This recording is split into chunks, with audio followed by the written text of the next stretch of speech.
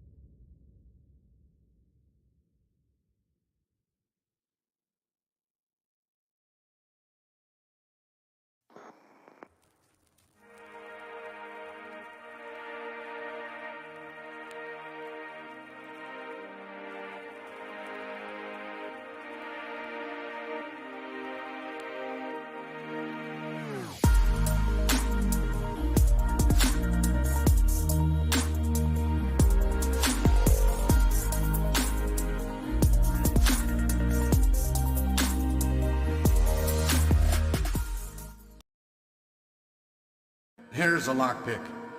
It might be handy if you, the master of unlocking, take it with you. Looting through the rubble, leaving cities war-torn, still incurring more scorn. Ragged and I'm forlorn, trying to unlock this. Open with my lockpicks, punching with my second hand every time the clock ticks.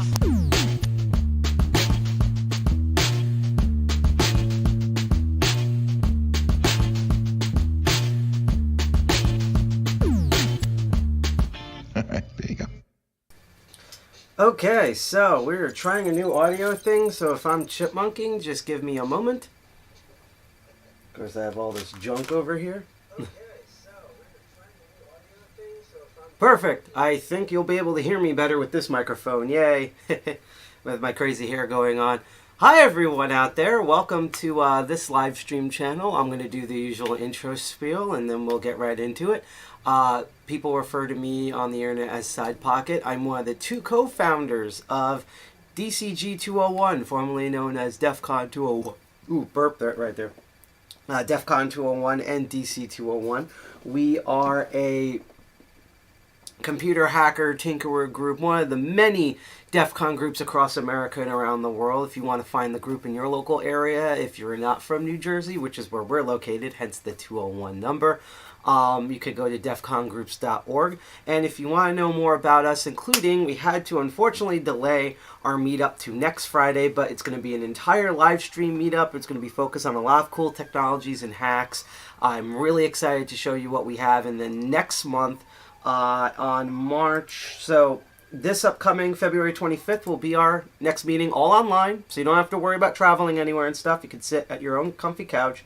Our next meeting will be on the 18th of March, which will not only be a hybrid meeting, but it'll be our 5-year anniversary. We celebrate 5 years of being hackers, getting into basically hackers with a New Jersey problem. Let's put it that way. If you are interested in finding more about us, you can go to our website at DCG201 or DEFCON 201. We have multiple ways of finding us on there. For more, we also have it listed below on the live stream. The window's so wide, I kind of forget where to go here. We're also all over social media, so if you want to kind of get a sense of like what we are and what we're all about and want to interact with us in real time, of course, you know, we have our Twitter at DEFCON201NJ because DEFCON 201 was already taken, and we're also on DEFCON 201 on Instagram, GitHub, the hostducks.social, it's a Mastodon. We have our own .onion, all over the place. We have a couple of these, including our meetup page and our blog listed on our website, but I'm also going to post the master list right here in chat. Lastly, we are, if you do like the content that you see today, you can like, share, subscribe to us completely for free on our main streaming platforms, Twitch, DLive, and YouTube. We do, however, stream to a couple more platforms. I know I keep saying this every stream, but yes, we are still working on PeerTube. It's literally, it's not that PeerTube is like the super elite horrible like thing. It's more of that I've been extremely busy and I've been trying to find time to do it. So hopefully after this, between the end of this stream and the end of tomorrow, I'll have PeerTube all sorted out because we want to mirror over all the FOSDEM stuff and everything. But we also stream on, for example, Facebook. And we know how much of a hell Facebook is, but we have to go where the people are. And you can actually chat with us on Facebook, but you actually have to be sort of a hacker and kind of hack your way into it. And we're going to post a link in chat where if you are watching on Facebook, you could use that link to go see us live. So, what is this broadcast about? Well, in addition to our meetings, by the way, this is not sponsored by McDonald's. In fact, McDonald's actually screwed up my order, including this drink, and I didn't know until I got home, which is why I'm drinking it anyhow. So, F them. It's just what I have available. What was I saying before? I'm so angry about that. Well, in addition to our meetups, which in the future, starting next month, we're going to be partially live streaming them. So there'll be some stuff in person at our meetings that'll be exclusive, but we're still continuing the live streams at certain parts of the meetings. And of course, we're going to continue on doing our special interest shows. And I have 2 that are floating around. Technically, I have 3, but one's been flopping up and down, and we're also looking into new shows from some of our members. It's going to be neat. But I mainly have 2 other shows besides our meetups. I have my Crypto Baron show, which I did last Saturday, and we're going to have a follow-up episode, but all I'm going to say is, wow, I did not expect that episode to be like a controversial episode. That was not my intention at all. The feedback has been interesting, to put it lightly, but let me just look up these social medias. But yeah, that's that was that show where we look at cryptocurrency and blockchain technologies as technologies. That's not this show. This show is called The Master of Unlocking. This is where I, a member of the Open Organization of Lockpickers, or TOOOL, and as someone who's been super interested in lockpicking and lock sport, teach you all, and I also learn while doing it, of how locks work, how locks are made, how they're built, because of the way they're built, what sort of oddities and security flaws they have, and how we could exploit those security flaws, such as lockpicking, bypassing, decoding, things like that. It's one of my favorite shows to do. It's one of my favorite main hobbies to do in the computer hacker community. It'll let me like not dox myself. There we go. Flip you over. So, yeah, that's what we're going to be doing on this episode. Now, before we get into what we're going to do today, if you've seen past episodes of this show, you know of what's called the spiel. And that... Why do I have a tie behind me? Jesus Christ. I was at a big party yesterday, and I actually have to go to an event tomorrow, so hence the everything being flung everywhere.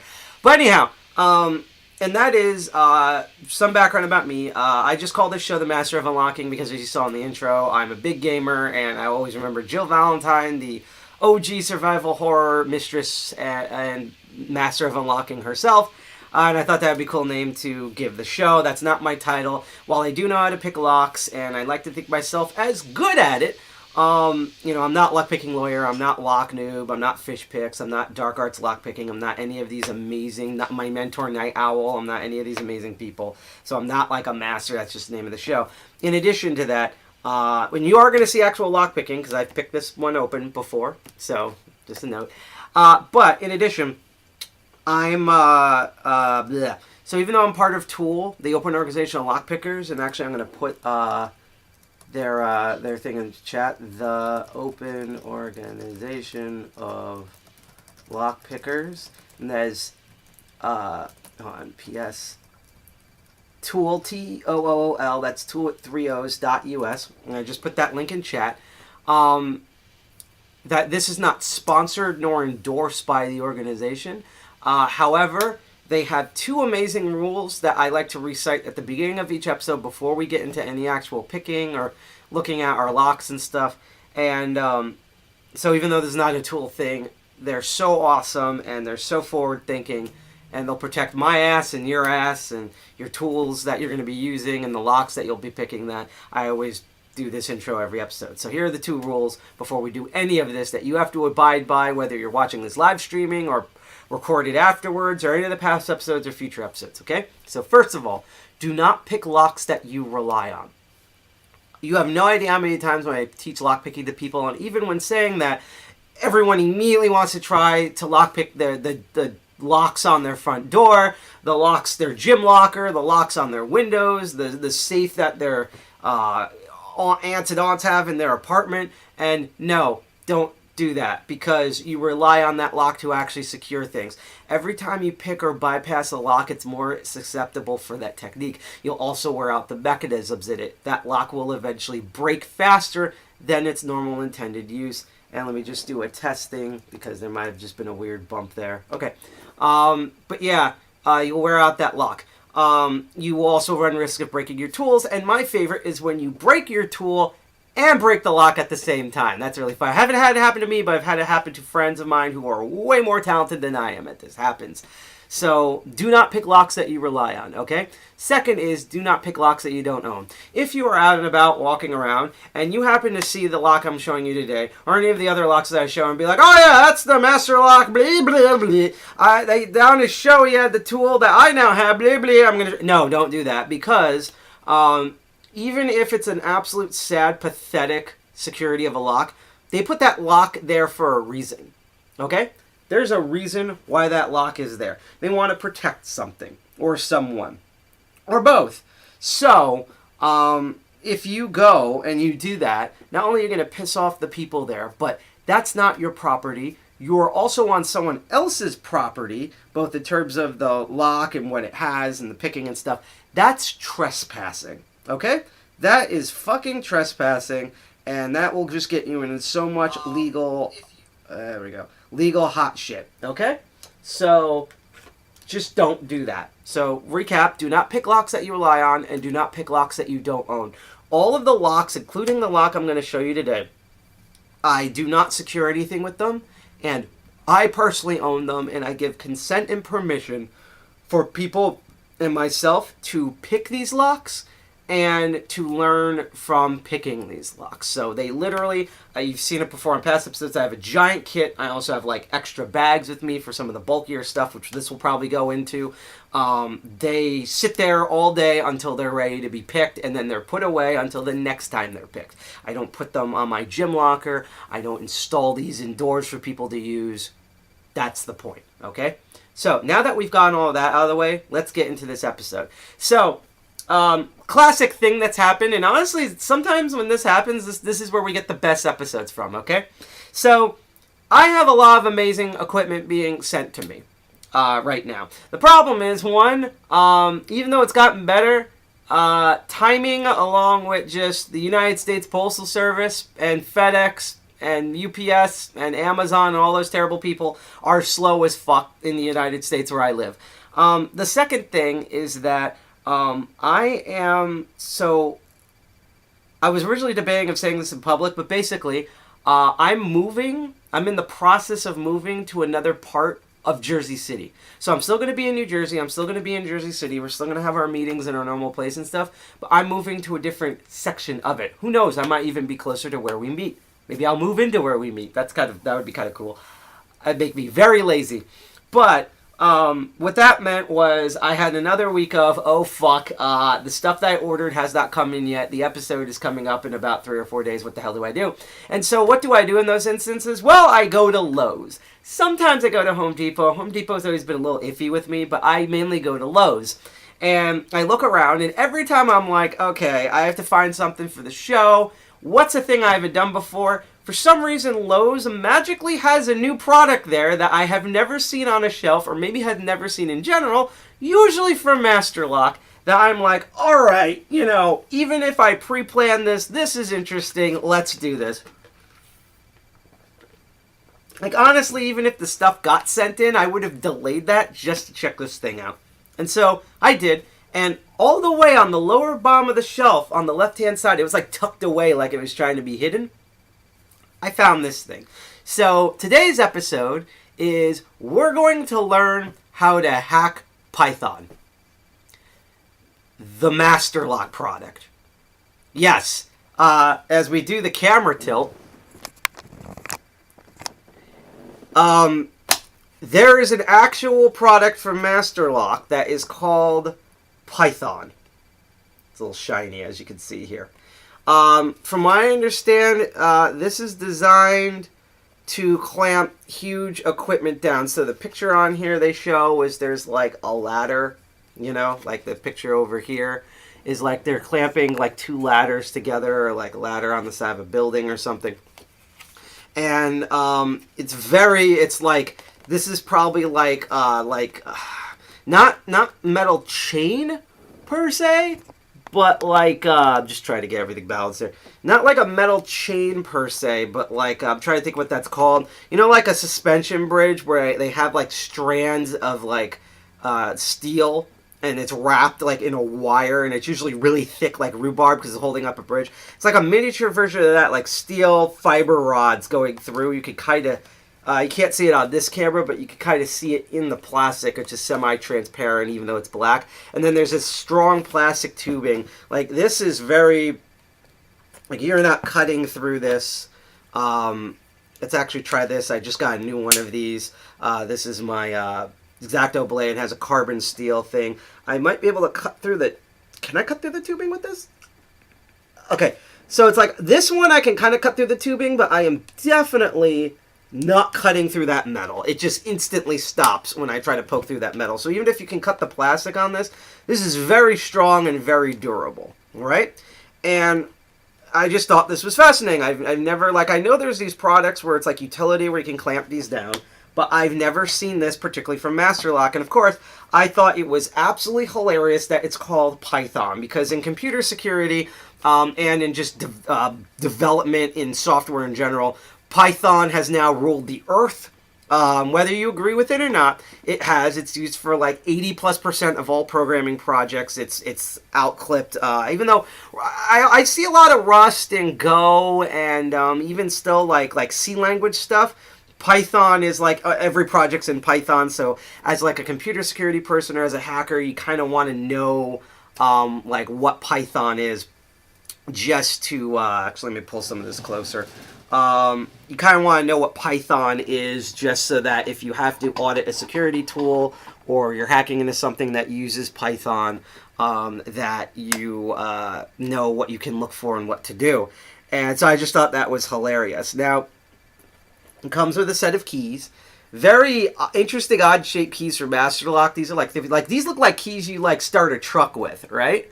They say master lock on them, and they seem to be, if I remember correctly, 1, 2, 3. These are, I believe, 4 pins.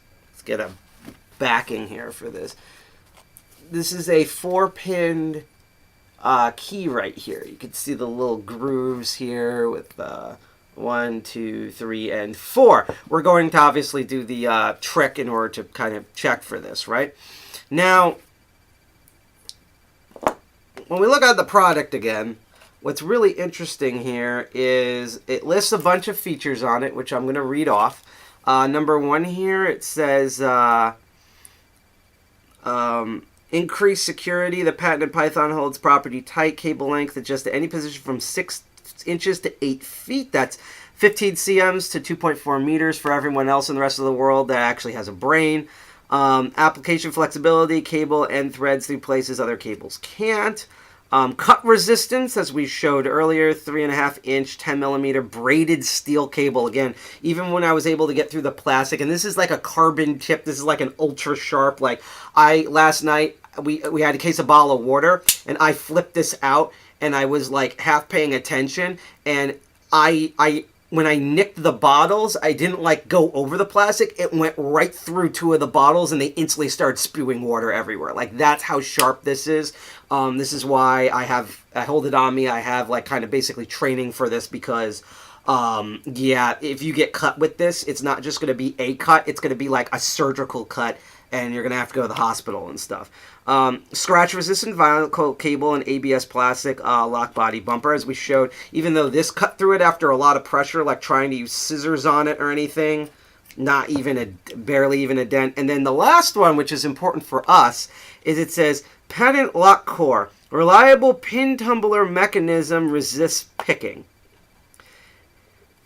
And I find that really fascinating because let's look at this core. And in fact, let's take out some of our tools. This is my EDC, as I've shown on previous episodes, with its reflective filament backlighting. I'm going to take the tools that I know are going to particularly well work for this. So I'm going to take out the offset hybrid, which is kind of like a diamond hybrid mix. I'm going to take out the double peak rake.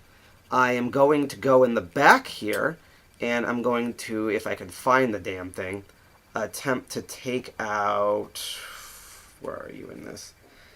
I have to kind of redo some of this in here. My monkey paw, which, you know, is a little bit worn down because it seems some use, but my monkey paw notch pick, which was designed by Lock Noob, who's amazing. If for some reason you've lived under a rock or a Master Lock 15 and you haven't seen his channel, make sure to go over there to check that out. For also wondering, for those people who don't realize, we have the top-down Elmo thing. I currently don't have that. Again, I'm in the process of moving stuff. We're going to work out a possibly even better solution in, like, I don't know about the next episode, but in a couple of weeks from now, so stay tuned. So just bear with me at this.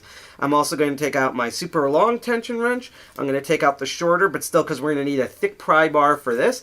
And even though we're not bypassing anything, and we're going to kind of get into this, I'm going to take out my old EDC, which carries my bypasses and other tools I can't fit in. And I'm going to take out these. As you probably, now it's been a while since we've taken these out on a past episode, but does anyone in chat, and by the way, if you have any questions about what you're seeing here, about lockpicking stuff, my crazy hair, the crappy quality of the floor, things like that, let me know in chat. I love interacting and talking with chat. But if you're also here to just sit back, eat popcorn naked, and learn some things, as I always say, keep lurking and keep learning. But I am going to ask this for chat, and we'll time to see how long. From anyone who remembers past episodes, or maybe you've done some lockpicking, what are these picks? Because, like, even though this is kind of an odd one, it's not like your typical short hook. Like, I'll put this on the left. On the left with the rubberized handle, that is like what you usually see with a lockpick, right? Where it comes to, I'm gonna put the monkey paw on here. It curves to a point, right? But look at these bulbous things. Does anyone? I'm gonna keep these up for a couple of seconds. Does anyone in chat know or remember from past episodes, or if you're already experienced lockpicking, what these picks are called? I'm going to give it a couple of seconds as I let everyone know that if you like the content that you see so far, and yes, we're going to dig into this literally a couple of seconds. This is going to actually be probably...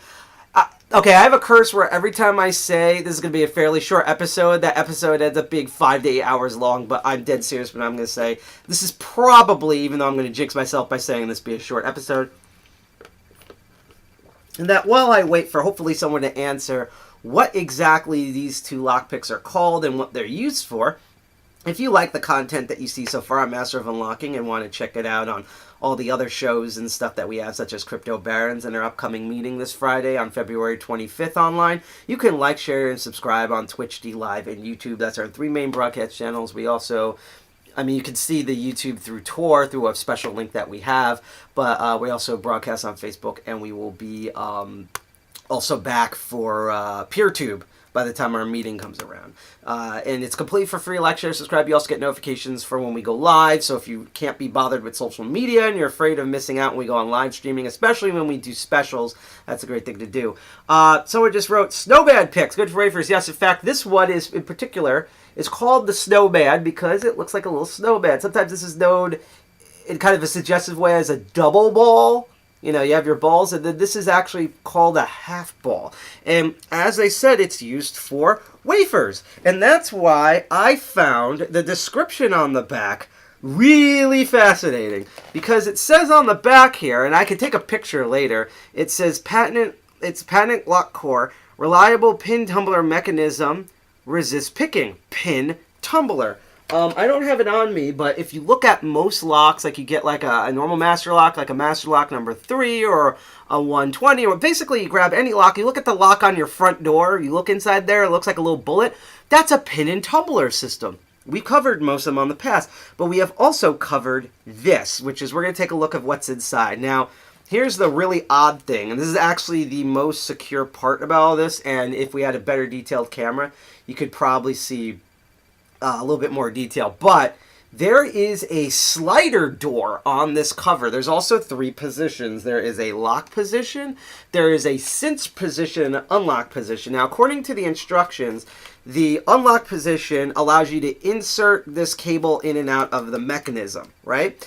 The cinch position... you can't remove the cable entirely, but you can pull the cable through the lock mechanism either way. And then lock will prevent this cable from being moved at all. And I guess because it also has to be outside and stuff, there's a little window door. If you've ever looked at a car keyway, often there's like a little window like when you start to push, and that's why I think it's funny that these are like car key shaped.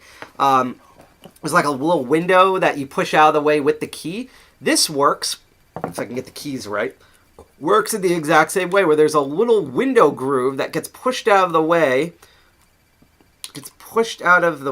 Come on. What are you doing now? Oh, it's this way. I'm an idiot. There's a little window door that gets pushed out of the way when you push the key in, and then you can turn the different positions. What makes this window interesting and actually more tricky is that most, like when you look at a car lock, the little window pushes into the keyway. It's a fold, so when you push down into it with your key, it folds in when you push down like that. This is a slider. There's a little indent. It's hard to see because this camera is such low res, but there's a little indent groove to the side of this keyway. So when you it's basically it's covering the lock, and when you push down, the key goes into that little dent groove, and it pushes it aside to get in, meaning that we have to actually take, which is what I'm about to do, our tension wrench. I'm going to use a big thick boy here, and also I have not found success. We could try it. I have not found success at all with top of the keyway tension wrenches. This has been a bottom of the keyway key, thick, thin and through. And let me just double check just to make sure I have, okay, just to make sure I have like the correct, this is the bottom of the keyway. All right. So what we're going to end up doing here, and then later on I'm actually going to take this out of the box, but I actually find it easier so far to pick it in the box. So what we're going to have to do is we're going to have to put, and actually let me grab the camera. pop this out. Sorry if I'm making everyone sick here. But I just want to hold it closer here so that everyone can properly see. So, oh man, sorry for making everyone sick. Hang on, let me position this correctly. There we go. As you can see, unfortunately, I can't. There's no like adjusting like the focal point. So as you can see, there's a little groove in there, which again, when you put the keys in, it pushes that out of the way to go in, and then you can turn. Right? God, I can't wait to get... I'm actually, instead of using an Elmo, I'm actually trying to get a new system, which will allow, basically, it'll be a high-res camera that can auto-zoom in and out for the streaming that I'll probably even use during the normal streams. So, let's get this in focus here. I'm trying to... Okay, that's down, up. Oh, I see. So... as you can see here, what we're going to have to do, and this is the bottom and this is the top, basically this is upside down right now, is I have to take the tension wrench, I have to put it in that groove, and that pulls back the little door. And then once it's in, I press kind of mostly down, and then I have to pull the bottom of the keyway tension wrench to the bottom of the keyway here. So now it's properly at the bottom of the keyway here, which gives me all this space at the top to actually go and lockpick. And what really frickin' sucks is that, honestly, I should have it like this, but dead serious, I don't know if there's a way for me... Let's try this. Oh, okay, that actually works. Kind of. Alright, so hopefully the camera won't fall. So, we have our bottom of the keyway tension wrench. Remember, you're seeing this all upside down, so I'm pulling at the bottom here. Now, the hard part for me so far is I'm still trying to figure out tension on this. But, now that I have this open, remember how it said on the back here? It says, again, you guys can't read it because of the camera quality, but it says, reliable pin tumbler mechanism resists picking. Well, when you open the little door, again, car key shaped little door, this is not a pin tumbler lock. This is a wafer lock. I probably should have brought this up on like the video stream, but you've seen this in past episodes. I usually have a practice wafer lock with me. Instead of having those little metal bullets and there's 2 rows of them, this is a wafer lock, meaning there's these came after pin and tumbler locks because of technology needing to print them. They basically are little sheets of metal. And they act kind of the same way as pin tumblers, except it's one sheet. They're not bifocaled. And basically, they're in the way of the shear line. And when they get pulled down or pulled up, they open. And what also makes them unique is, since their spring tension is on the sides instead of the top or the bottom, you can have them actually face either way. And in fact, if you ever get car keys, you'll notice that there's bidding on both sides. It's because some of them need to be pulled in, some of them need to be pulled out. So you're doing them, you're actually... have to move wafers on both sides of them, hence the full ball and double ball picks and rakes. For this, we're going to try to use this half ball here. And basically what we're going to do, because by the way, the ball shape, normal lock picks, you can pick a wafer lock with a normal pick, especially if they're notched. But because of how thin the pick tips are normally, that's why I took out the offset hybrid. It's really awkward to try to get them on there. It's very precision oriented. Even when you're skilled, it's kind of like you're doing more work than you should. The wide surface and rounded surface of the ball rake not only allows it to easily glide back and forth over the wafers, but it has enough surface area to actually engage with the wafers. And the first thing I'm going to try to do with this is we're going to put some tension on this. I'm actually going to do it like this. And I'm actually going to try to rake this open first. And if it doesn't rake, if we get it to rake open, then I am going to use, I'm going to attempt to single wafer pick this. Not single pin, because there's no pins, there are wafers. So here we go.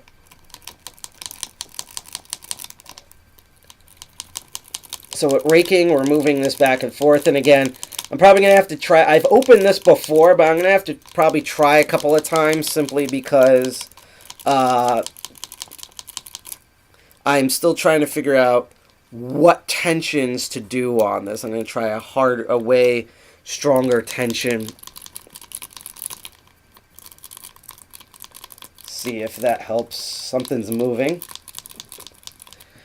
the key bitting is relatively flat, and honestly, it seems like you're moving the wafers in the front part rather than the back. It seems that the back of the lock is more, what do you call it? Is more like at the shear line. So, trying to do my brain here. Let's try a lighter tension here. So it really there it goes. It's starting to move. All right. So it really does feel like that you kind of have to like get the ones in the front once you've scrubbed them in the back, because the ones in the front there's a bit of a dip in the front part of the key here as opposed to the back.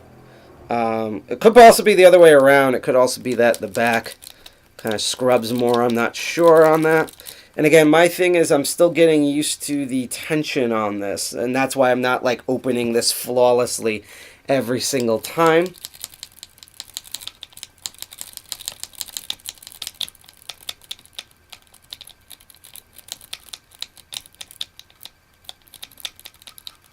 Also, to be honest, I might lock lube this in a bit. And basically we're going to keep doing this until it opens, because, again, I'm still trying to figure out what the tension is on this. And actually, I can use this tool, and we can use our technique of pulling all the wafers up and counting the wafers. 1, 2, 3, 4. So there's 4 wafers in there. Let's try that again.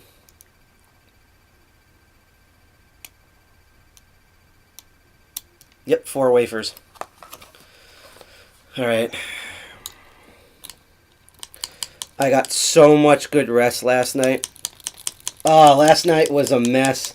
I had a great time where I had to go. Basically, I had to monitor an event. So I was like, I was basically part of security staff, and it's, my job was not to like search people and kick people out. My job was to wander around, listen to conversations, monitor different activities, and make sure that no shenanigans happened, or like if there was passed out people, to like get them water and wake them up and stuff like that.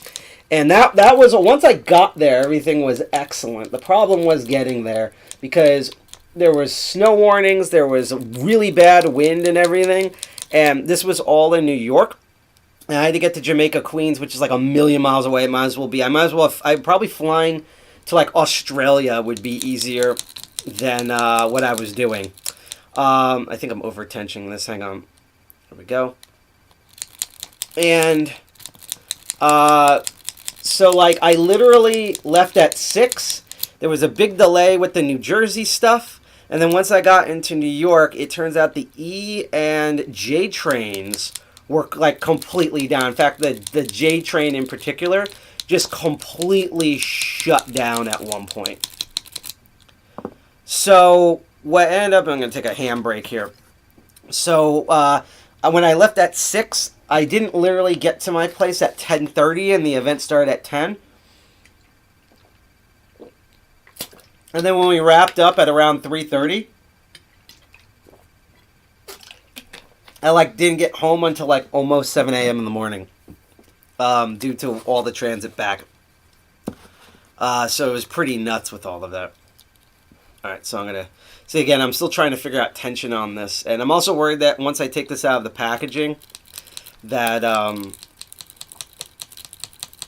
it's gonna be harder for me to pick open, because I have all this like surface area to grab on and leverage. Let's actually try to single wafer pick this one here for a bit, just to make sure I'm at like the right angles and stuff.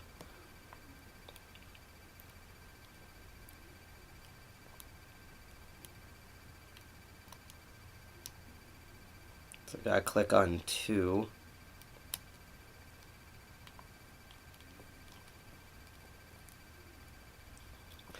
And the weird thing is there's a rake that I know that is guaranteed to work. Let's actually raise this up so you can see part of my face for a bit. That literally I'm able to get this open every time because I'm essentially abusing with how flat the key bitting normally is. It's just, again, for me, I might actually use that technique because that will remind me of like what, let me just do a super hard tension here, what sort of tension that I might need to do in order to get this to work. Because if I remember correctly, the weird thing about this Python lock is that it needs what I would classify as light medium tension, which is really difficult to quantify. It feels like you're both over tensioning it, yet barely tensioning it. It's just so bizarre.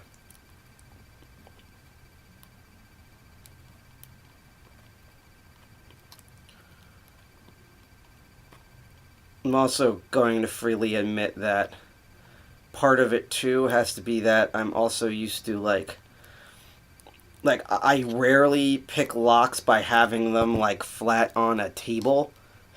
I'm used to either like this already being on something and picking it from there, or like hugging it close to my body, particularly when it comes to raking. And honestly, it's probably a bad habit of mine, so I don't recommend doing that. So like, again, I might do that just to get the feel for it again, but again, trying to do it at that angle might be a thing. Alright, so just give me a bit here. Let's actually try that. I'm going to hold it close to my body, because that gets more stability for me. I'll try different tensions on it. I'm now doing a really hard tension. Because I both have single wafer picked, and I've raked this open multiple times. It's, again, I'm just, every time I come back to this lock, I keep forgetting what the tension is, and I think I just found it. Okay.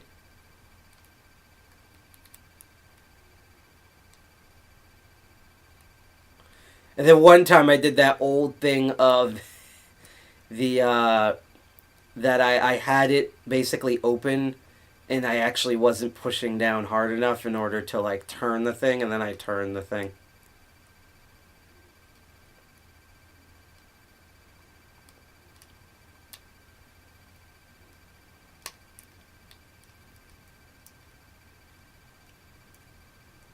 Okay, which one of you is not wanting to move here? Feels like it's in the front middle going on.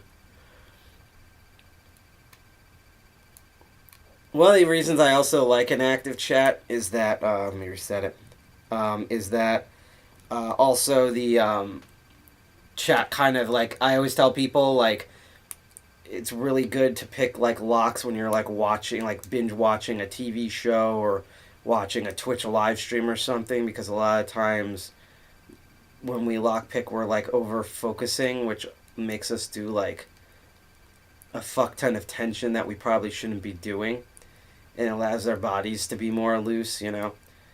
This is exactly why we bring alcohol normally at tool meetings, because like, I think there's one that keeps dropping in the back here, because you know, sometimes just having, like, if you do drink alcohol, like, one low weight... Whoop, there we go. Open. We got an open. Low weight beer will relax and loosen you up. And again, that's why occasionally you see me take breaks, do stuff with my hands. I normally have, like, a squeeze toy or exercise thing. I don't have that with me today. But that's why we bring alcohol. I mean, a lot of us are also, like, alcoholics with a hacker problem and a lockpicking problem, but it's more that when you're too tense, even a more experienced person will fumble at picking locks. That's a good way to relax. But we have it open. Now, here's the fascinating part. Usually, and we've seen this in the past, and unfortunately I don't have mine with me here. I think Tyler took... Oh, it's up there, but I'm too lazy to get it. In the past, when we normally do wafer locks, something that you often see with wafer locks like this one, it's not a pin tumbler lying piece of cardboard, it's a wafer lock. You can see the wafers in there. But normally when you, and And again, what I was trying to lead to before is that if you have any questions, please let me know. Otherwise, keep lurking, keep learning. And chat, if you are out there watching, if you want to tell me what your day was like, I'm glad to talk with you about that. Anything you legally want to share, but But usually with wafer locks, there's a thing where they're often two shear lines at two different positions. So like you'll have like obviously an open position and a closed position. And unlike most pin tumbler locks where once you have it open, you can move it at any time until it resets back to its OG shear line. With a lot of wafer locks, when you pick it from closed to open, it relocks in the open position. So it's like the lock is open forever. Meaning, if you don't have the keys and you want to close back up what you just opened, you have to re-pick it in closed to move the core back to from the open back to the closed position. So you have to pick things twice. What's interesting about this is that despite there being a cinch and a unlock position, once I get this open, I could actually freely just rotate it from the unlock to cinch position until I get back to the lock position here. You see?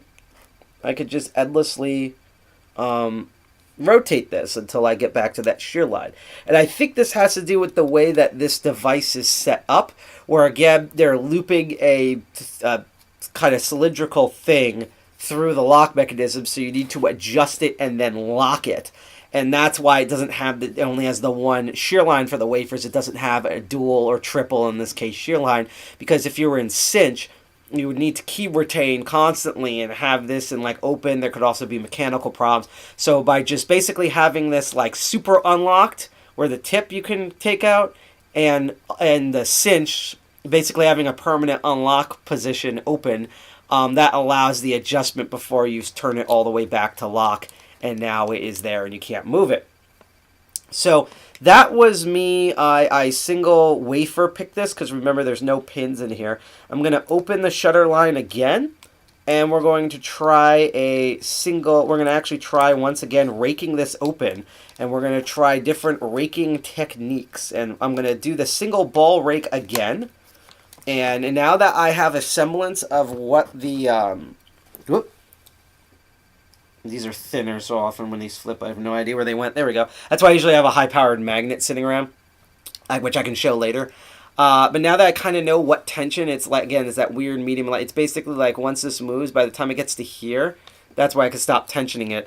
I'm going to go back and forth, rock these wafers. Gonna rock these wafers. And we're going to see if we can get it open again.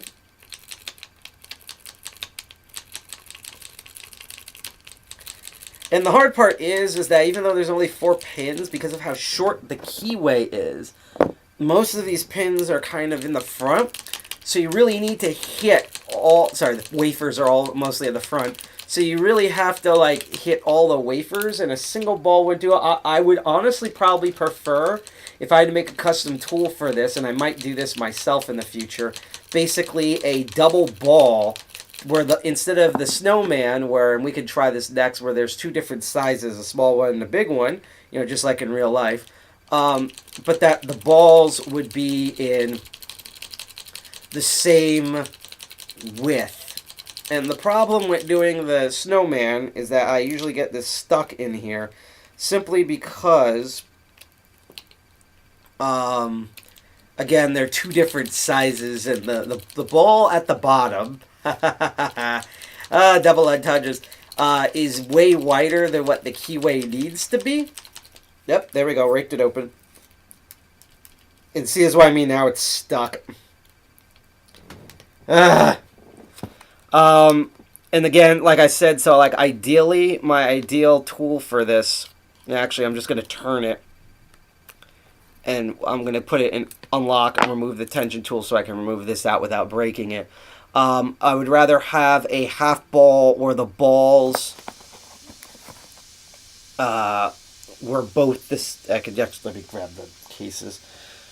So you can see that bottom ball is bigger than the one on the front. That's why it looks like a snowman. I would rather have a half ball where basically it's the two half balls, but there's another half ball in front of it that are both the same size instead of two different sizes, and it's only half, so that way I don't get it stuck like I just did. If this had actual like spring, like hard spring tension on the tumbler, on the wafer tumbler core, and or had multiple shear line positions, I would be in Schitt's Creek with it being stuck. But that's using the ball picks on the wafers to get this open. So we're going to relock it. And now I'm going to do probably my favorite raking technique I found out when doing this, and then we'll actually open this case. I'm going to keep the cardboard because it's hilarious. Actually, let's try one more thing. Let's actually try using the double peak rake and seeing if that also works.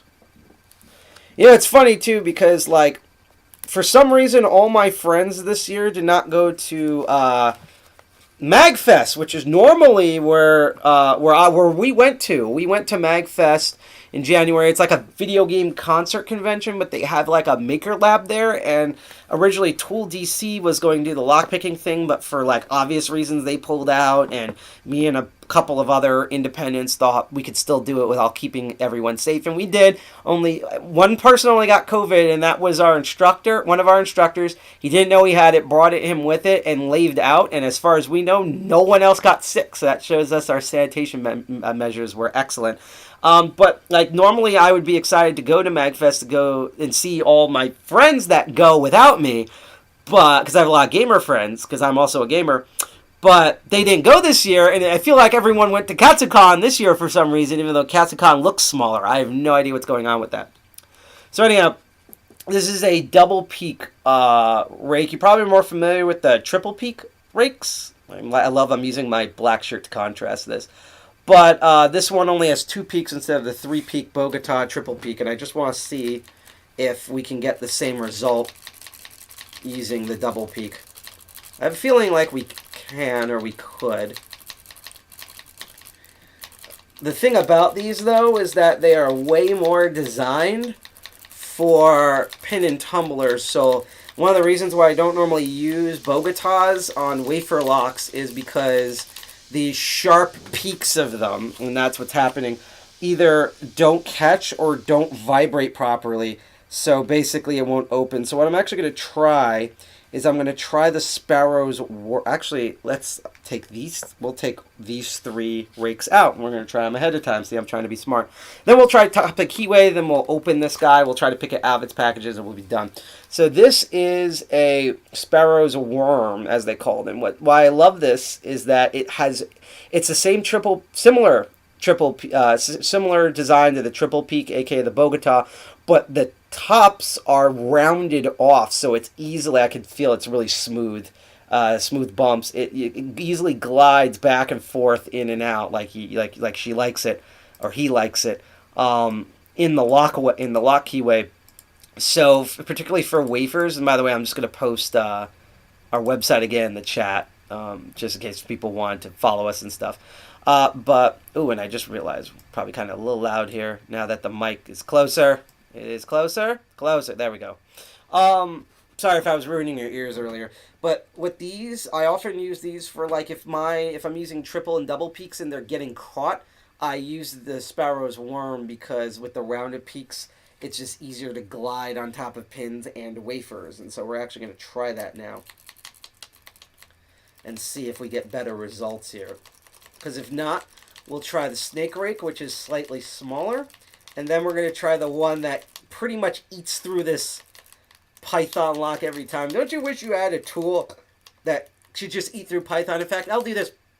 For any of our software developers and our like hackers that use tools that are made of Python, which is basically every single tool at this point, what technique, tool, or whatever do you use that when you have like a Python program you need to crack, that you use that can eat through this? Because I have one that can definitely eat through this one like near instantaneously.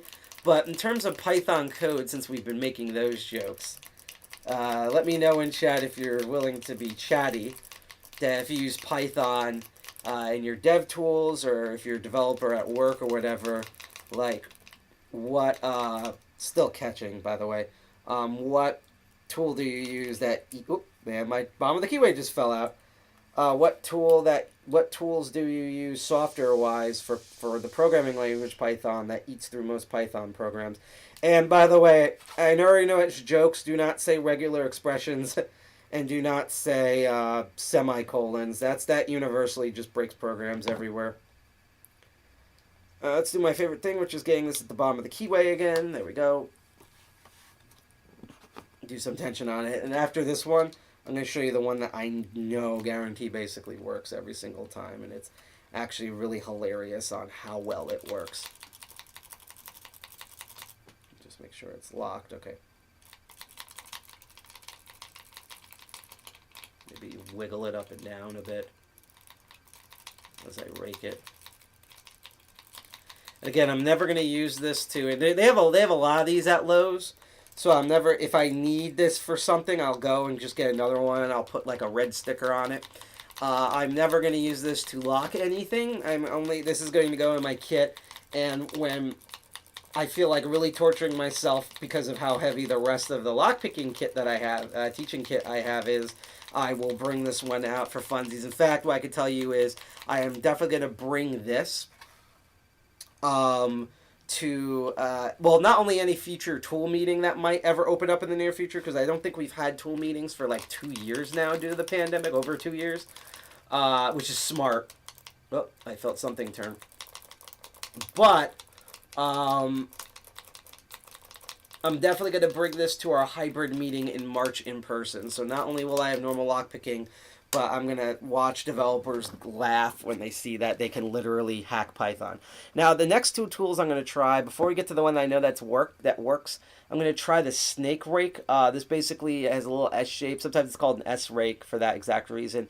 But it has two humps. It's actually very similar to the snowman in concept, except it works really well for normally pin and tumblers. So you know how with this snowman here, you have the smaller ball and the upper ball, and that gives you two different wavelengths. The snake rake is kind of similar, except there's a larger hump and a smaller hump. And in fact, if you put these over each other, I wish they were in two different colors, you could actually see that their humps match up directly with the ball rake. So this might actually work as a better version of the double ball rake that we were using. Also, it's a smaller keyway, technically, because the keys are smaller. So if I... Oh, don't want to drop this. So if I take the key and compare it, this might be, I mean, it's a little bit of a stretch, but that might be enough of a space in order to open this. And then we're going to use the rake that I know guarantee opens this crazy thing. Jane, stop this crazy thing. So we're going to try the snake rake, see if we get the same results as the double ball. And by the way, for even though I did an entire episode way back on how you do rakes, just to reiterate, with most rakes, except for this next one I'm going to use, and each rake is different, so you should know which technique. And there's also multiple techniques for the same rakes, by the way. But that, what you're generally doing is you're scrubbing back and forth, and you might actually want to add a little bit of a loop to that, so you're like loop scrubbing like this, and it's the same pressure and the same friction as if you were brushing your teeth. And with the tension wrench, you are literally using the same exact tension that you would use in single pin picking. And this is always hilarious because I love teaching SPPing or single pin picking first, and then I teach people how to use rakes, and then inevitably someone brings up the question of, wow, we're just raking through everything in like half a second. Why did we even learn the single pin picking if this works really well? And that's because raking only works well, these kinetic attacks only work well on low security locks.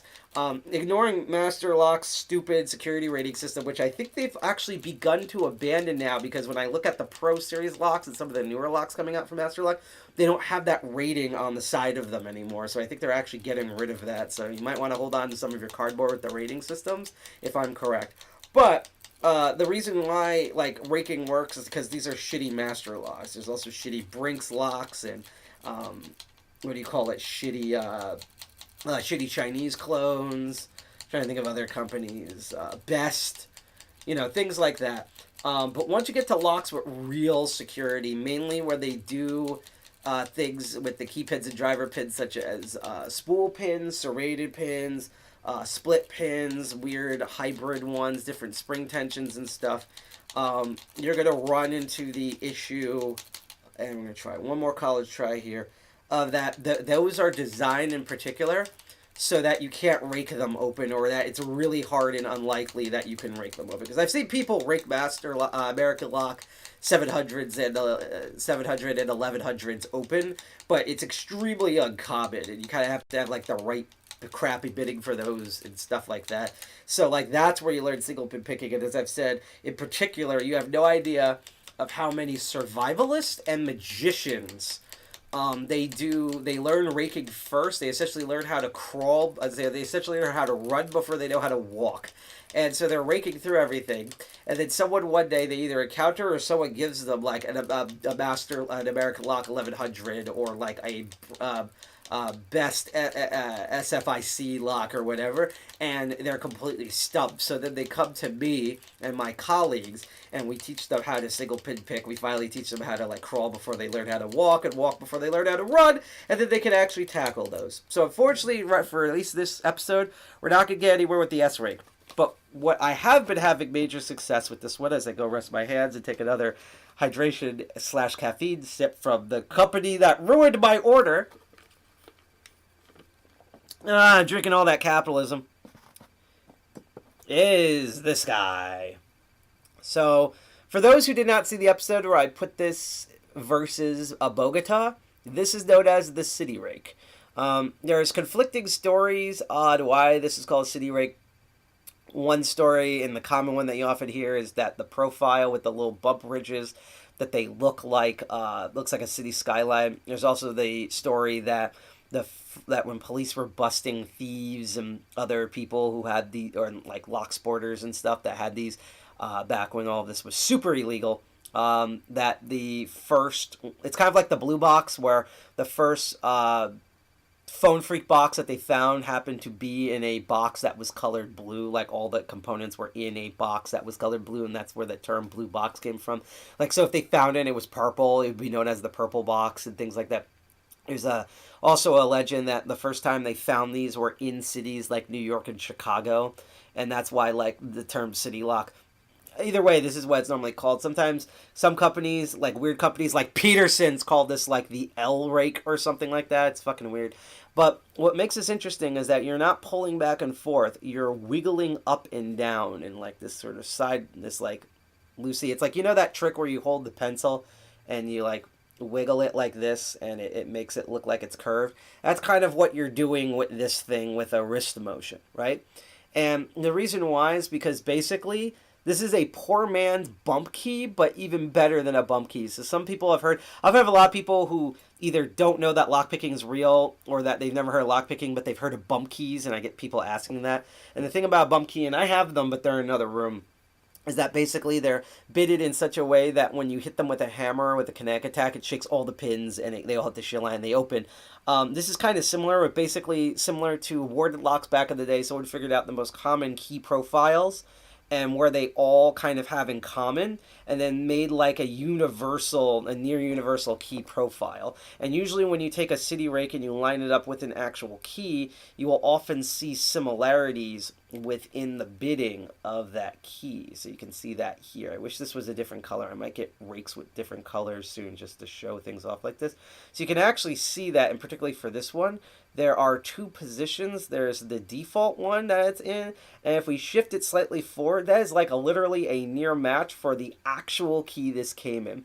And that's what we're doing, is we're kind of emulating the key bidding, rocking it back and forth instead of scrubbing it, because that will shave all these downs and also break this thing. And we're basically trying to emulate the key bidding as close as we can. And sometimes it works, sometimes it doesn't. It's particularly useful for keys that have relatively flat key bidding, or they have like 2 or 3 pins at the shear line, but there's like a dip in the middle or in the front is usually where this works. So we're going to put that same tension on, and I put this in, and if I wiggle this around a bit, this should open really freaking fast. I say that, and then it's not going to do it on camera. Watch. Again, I also might have already forgotten the tension and have the tension wrong on this. but I usually have a way bigger... Oh, something's moved. I usually have a way bigger... Sometimes at worst, I put this in what's called a false set, and I only have to move one wafer and it opens. But in general, when it comes to raking, I usually have a way easier, more relaxed time with this than I do with the other raking methods. So we did get some of these set. It's, again, I'm trying to remember what I was doing with tension and things like that. Does anyone have any questions about this Python lock or the... Oop, there, something moved. Or the technique that I'm doing? Because some episodes, I get it, where like the chat, there's a bunch of people in it, and like everyone's just glued to the stream and no one posts, and I'm kind of worried about what you're all doing with your hands. I'm hoping you're picking locks with your hands, locks that you own and don't rely on, and I hope you're using both hands to pick those locks. But I'm not going to judge, especially since I don't know. Thankfully, this is not chat roulette. But yeah, we have episodes like that, and sometimes we have like a ton of people or even like 2 people, but the chat is just going crazy, like off the hook. No pun semi-intended. In talkative mode, asking me all sorts of questions. Sometimes I have to stop the what I'm doing in order to answer some of these questions, because there's a lot of questions. One of these days, when I truly have something stuck in the mail or I'm really bored, I'm going to finally do the episode that I feel like everyone's been like kind of asking me about, but hasn't like phrased it exactly of what it is. And that is, I'm finally going to do the episode where I might have some tools out to show physically, but what I'm going to basically do is I'm going to... also, my hands are getting tired. Is that I'm going to my brain can't think.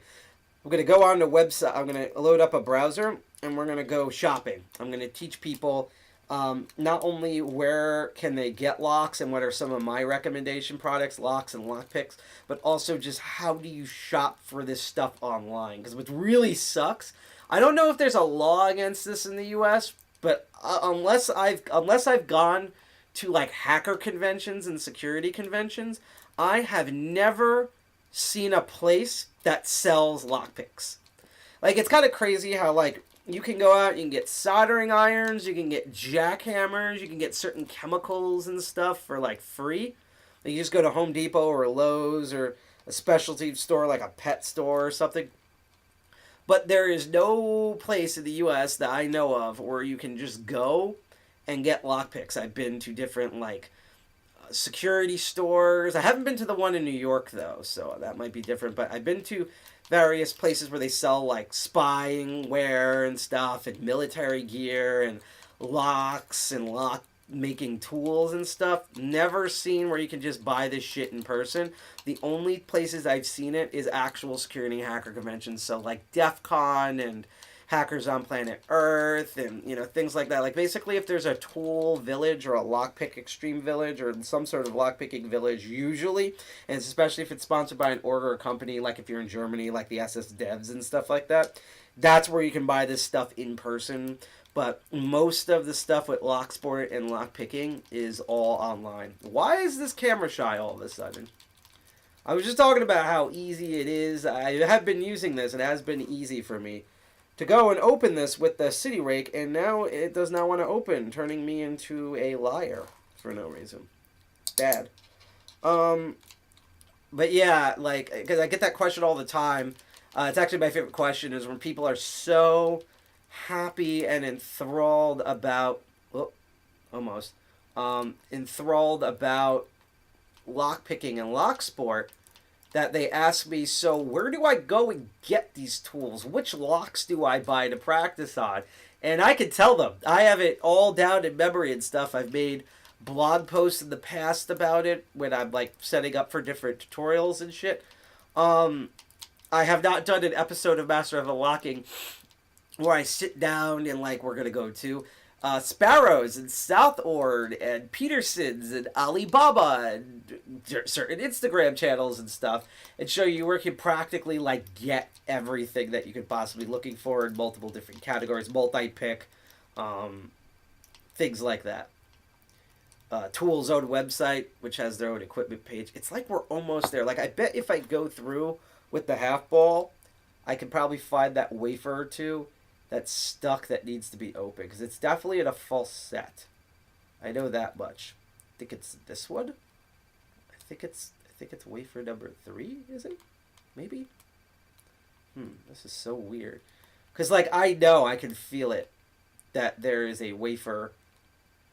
Like at least 3 of the wafers are set, and there's like 1 or 2 wafers that are not set. And it's driving me nuts. Maybe if I zip it.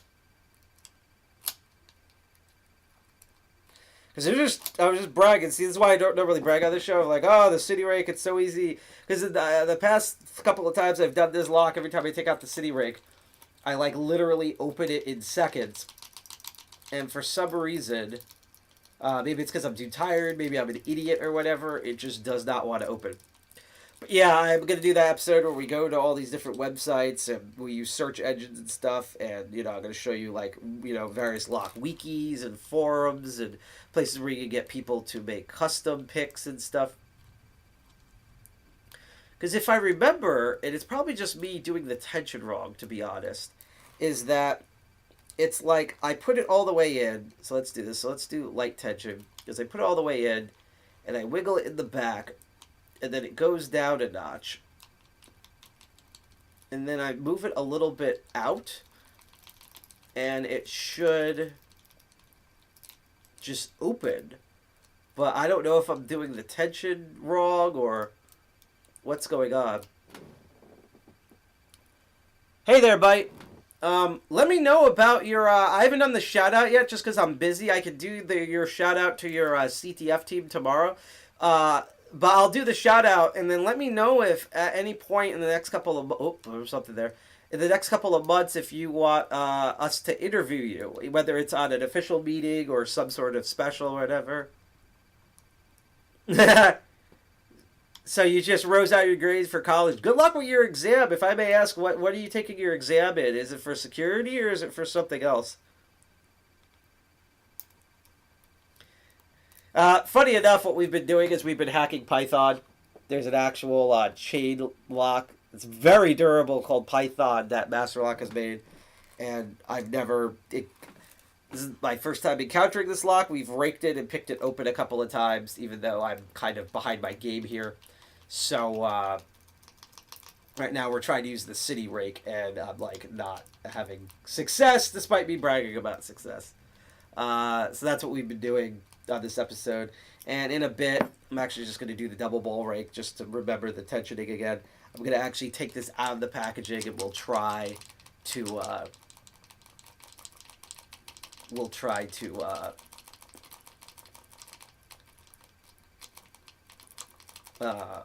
do it without the packaging on it. Because I personally find it good with the packaging. Let's see. Business communication, principal management, C programming, computer fundamentals, maths. Or are you trying to be like a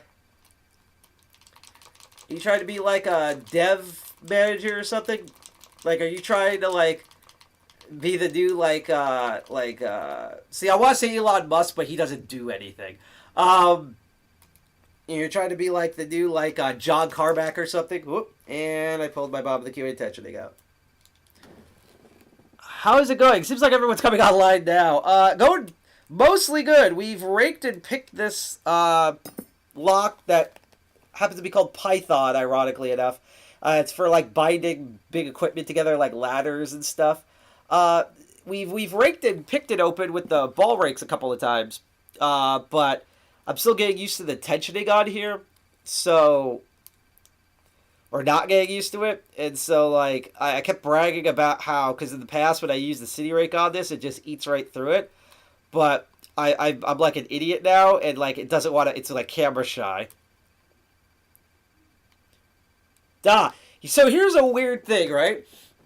a lot of people think I'm an uber dork, which I am, but ironically enough, I've played role playing games once or twice, like pen and paper or with cards. Never played Dungeons and Dragons, ever in my life. Not because I hate it or whatever. It just doesn't interest me normally. I feel like it's to me like Doctor Who, where I feel like everyone else is into this but me. How did the game go? What was the game setup? Did you all win? Was there a win term? Like, what's going on? Yeah, I do play first-person shooters. I used to play more of them when I was younger. I'll put it this way, I was literally a Call of Duty fan until after Black Ops 3, and then, like, I don't know what they're doing. I'm just glad the Bobby Coat dick is out, because, like, I never worked with him, but I had friends who did work at Activision that had to deal with his fucking greedy ass all day, and it was horrifying. There are other tabletop RPGs I'd rather play, but my group wants to play D&D. Yeah, no. I kind of feel... Yeah, I'll put it this way. I feel that way with Smash Bros. Like, I like Smash Bros. I like playing it. I like playing it with others. Mainly in a fun party sense instead of, like, the competitive stuff. Although I do watch a lot of the competitive games, and they're really fun. Like, I watch EVO for Smash, where they have it every year and stuff like that. But, and what is it called? CEO and things like that. But what's so fucking weird is that, like, you know, my whole thing is I have so many different, like, party games and multiplayer games that I'd rather be playing. But every time I'm with gamers, they all want to play Smash Bros. So I bring out Smash Bros. Ultimate, even though I don't have all the characters unlocked. Let's see. First season of a new campaign, so a lot of table settings. Seems interesting group. Question. Do you, is it just you guys and gals sitting down at a table playing, or do like some of you like dress up as your characters, or do you like go out to like a middle of the forest to play it? Like, do you like set like a mood for it, or is it just like warm beer and cold pizza? I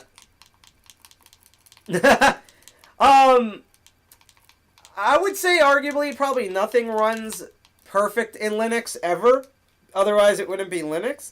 But yeah, Exonautic's really cool. I have that both on my Linux machine and my Windows machine. One of my goals this year is I plan on getting new hardware. So I plan on at minimum getting an Apple TV. I might get a Mac Mini, but I'm kind of waiting to hear what these new M2 chips are about. Either way, it's expensive as fuck, which is probably why I'll end up with Apple TV. Might get an Apple laptop used, just because I don't really have Apple products, so that'd be fun to experiment and hack on. Getting a new personal PC, then getting an experimental one. Basically, I want to have one decent powered laptop and at least one decent powered like Pixel phone, so I could have a burner laptop and a burner phone to bring with me to DEF CON 30 and probably Hope. So yeah. Person's house. Neat. Yeah, when G.I. Jack was with us, like, he had a monster dual GPU machine, so, like, he could literally, like, run Exonautic at, like, 1 billion frames per second with, like, all the bells and whistles on it and everything. It was pretty cool. Good. Without the City Rank, I'm going to try to at least do one more open before we get this out of the package, just because, again, I'm still trying to figure out, like, what are the proper tensions with this thing. And then we'll take it out of the package, and then I think we'll be done with the episode. Again, as I said, this will probably be a short episode, even though since everyone's now talking, I might stay on for a bit longer. Maybe show up some of, like... Because there's one thing that I'm looking at that I don't have on this table yet that I have. Yeah, that should be interesting. I kind of find it funny that, like...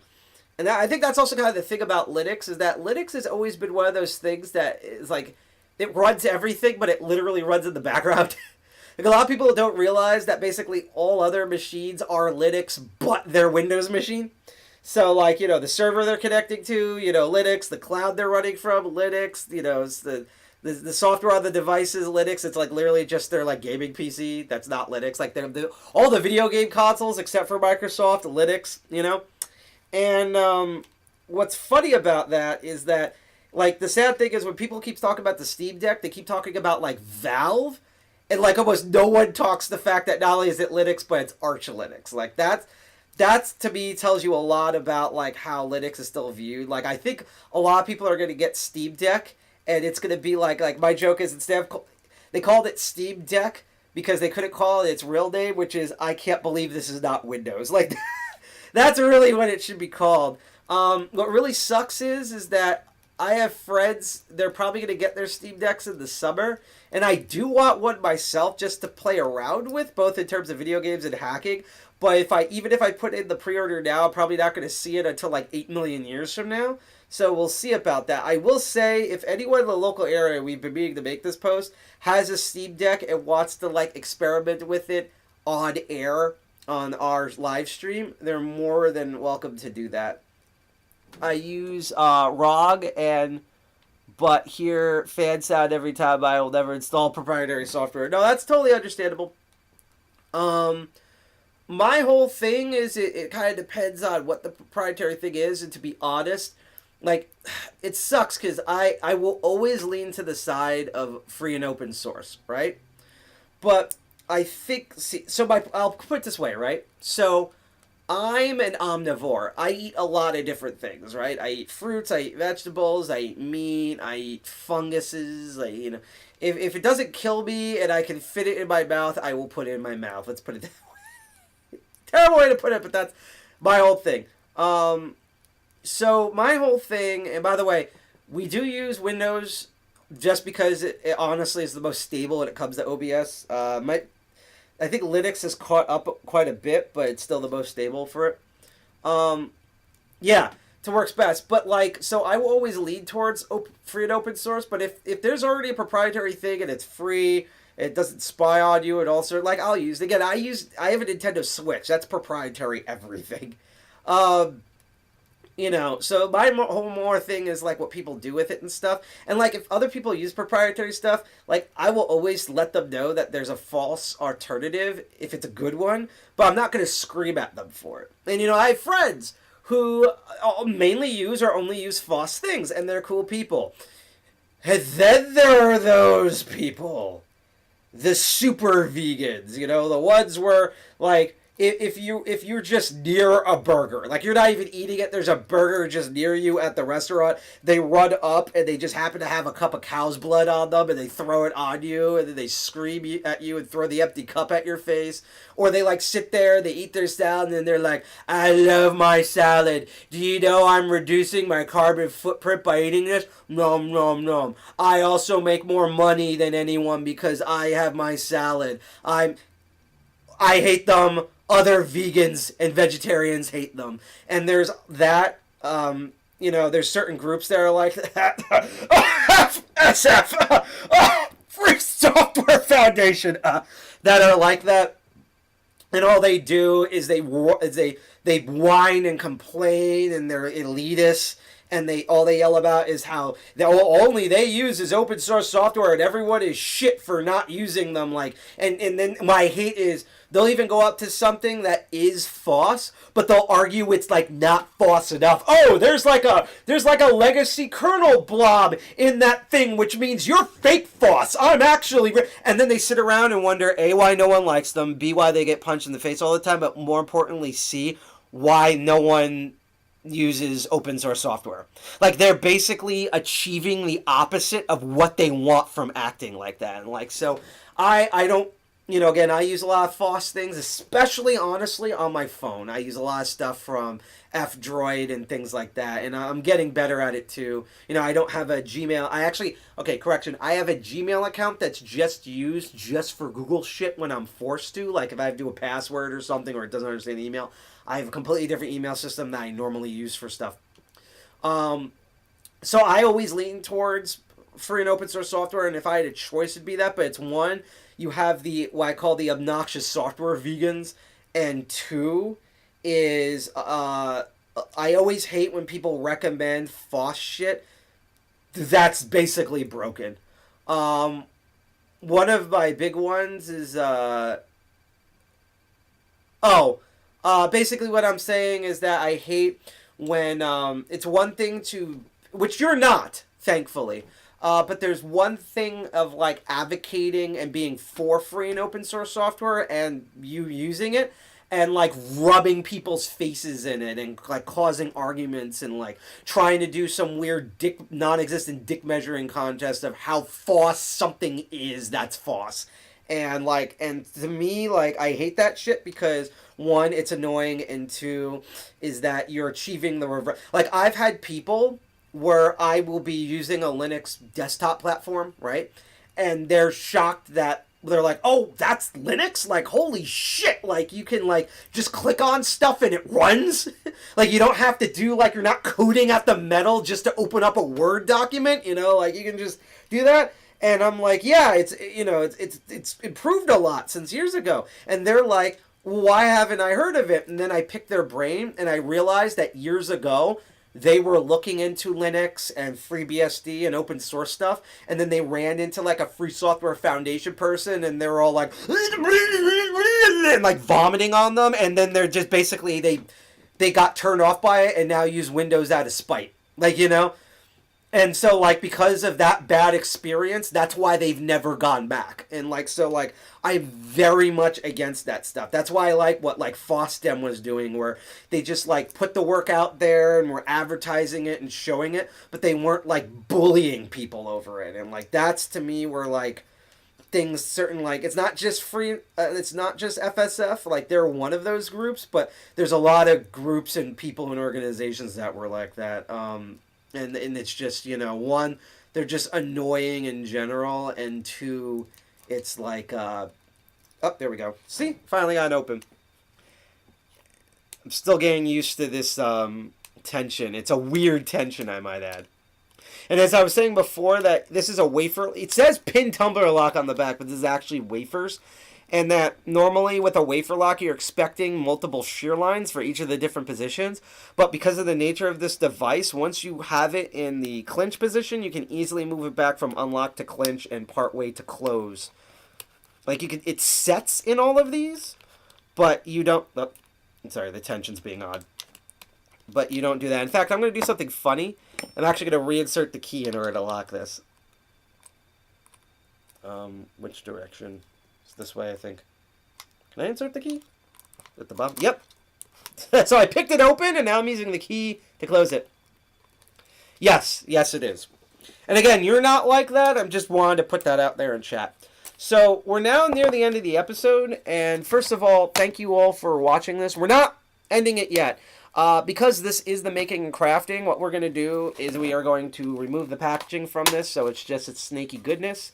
And then we're going to try to pick it open without the packaging and see if it makes it easier or more annoying. Either way, I'm keeping... I mean, it says Python on the device, but I'm keeping the cardboard on here. You know, I always do that. It's like how people, when they buy video games, they still have the cases, or back in the day when we had them, they still keep the instruction manuals. I do that with locks. So we're going to use our scissors and our knife here, and we're going to open all of this. So the first things I'm actually going to do is I'm going to cut the straps, and I'm actually curious to see how well these blade's going to do with the straps. So, oh geez. Okay, so that's one. I'm going to do the smart thing and cut away from myself. Yep, no dents or anything. I mean, I should technically use the scissors for this, but I'm just really curious about how well this works. And it's a bit of pressure, but it actually works pretty well. So now that these are clipped off, this has free range of movement, and now just basically it's the cardboard, which we'll use the scissors for over here. So fortunately, this is as making crafting as it gets. In the future, we're going to be repinning locks and making practice locks and challenge locks. Oh, there's a... I have to cut down here, too. We're going to... ooh, this one's really thick cardboard. We are going to... ooh, this one is really thick cardboard. Fuck, I actually have to probably score this cardboard first and then cut it. And I also want to start making my own custom tools and stuff.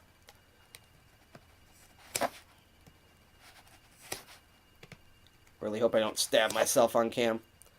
I'm trying not to turn into the Home Shopping Network. I don't know if anyone's going to get that reference, because that right there really aged me.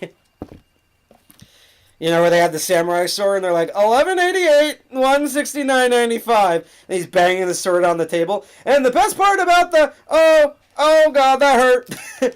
Oh God. And my favorite is when the southern guy comes out and he's like, we may need to do emergency surgery in the studio. Wow, this is actually a big pain in the ass to cut over here. So you know what? No more Mr. Nice Guy. I'm just going to try to saw my way through this. It's actually cutting through pretty well. It's just, it's like 3 layers of cardboard. Which is weird because it's like, don't you want me to take this out of the packaging? Like, what the fuck's going on? Or, you know what? I'm really dumb. No, I'm just taking, we've already unlocked this multiple times, so I'm just taking it out of the packaging, and then we're going to pick/rake it one last time, just see what it's like out of the packaging, and then we're going to end the episode on Twitch. I'm going to go rate a channel and thank everyone for watching it, which I should thank now for everyone watching this, because, you know, you folks are awesome. It's one of the reasons why I do this show, besides the fact that I'm morbidly curious. And actually, what I need to cut is I need to cut this weird band thing. And then what I should have done in the past is open it and pull the and pull it out, because this is like a locking mechanism here. So I'm going to pull the sticker tab thing off, which is very sticky. Was not expecting that. Gonna have to like clean that off. So yeah, if it's open, and that should allow us to pull this band out here. Boy, this looks erotic. Keyword is should. Hang on. There we go. Alright, now I can pull this loop out. And you can see what I mean, that this was like really thick cardboard here. Thinner cardboard on the back, super thick cardboard in the front. I'm being dumb, like, trying to cut it open. And I'm like, oh yeah, I could just remove it, you know, like the way you normally. You know what? You know you're in lock sport for so long when like you forget to use the lock how it's intended. And it comes, it's like a, so there's like a Velcro thing here, like the way you see with like computer power supplies, to kind of really tie the room together. I'm trying to figure out how they actually. Here's the starting band. How they did this. You're in it. Yeah, I'm always worried about that in my own live stream. So this is like, it's like a colonoscopy rotor here. Yeah, nice. Oh, now that I have it out of the package, I can see. Look, it literally looks like a python. That's why I didn't see from the front. It looks like a, especially with it looks like a snake. Look, there's where you would put that's where the tongue would go. If I fed it through the other end. It looks like there's a tongue poking out. Let's try to do this. See? It literally is a python. That's why it's called that. I just thought because it was like a snake, you know, like a loop-de-loo sort of rope lock, but it actually does look like a python. It's anthropomorphic. I forget, there's like a Twitter channel I think that does that, where they like look at like light sockets and shit that look like smiley faces. If you can find that channel before I find it, I'll take a picture of this and send it over. It really does. Yeah, it looks like a cute python. See, I just got this because it's a cool lock, and I thought that this was gonna be. It's like a funny programming joke, like ha ha ha, you're lock picking python. But no, it really does look like a snake. It actually looks like a cartoon snake. Like it looks like that snake from the Jungle Book. That's really funny. So yeah, and it has like a 360-degree spinning head. So that works. Very good utility-wise. So yeah, so right now we're in the unlock position. I'm going to show you how this actually works. And you slide this in. And then when I put it into cinch, okay, so, oh wow, okay, so cinch, yeah, so what cinch does is, see, in unlocked mode, I can just, at the right angle here, come on. Wants to be stupid. Hang on, let's try this again. So, I'm sorry, I'm in lock position. So in unlock position, you can just put you can put its body in here, and you could just very phallically, you know, as you learn in sex ed, move this in and out.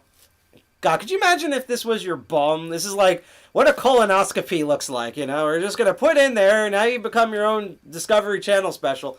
But no, so that's in unlock position. When you put it in cinch, you can't push forward. You can't feed it in, but you can pull it out. So it's one way.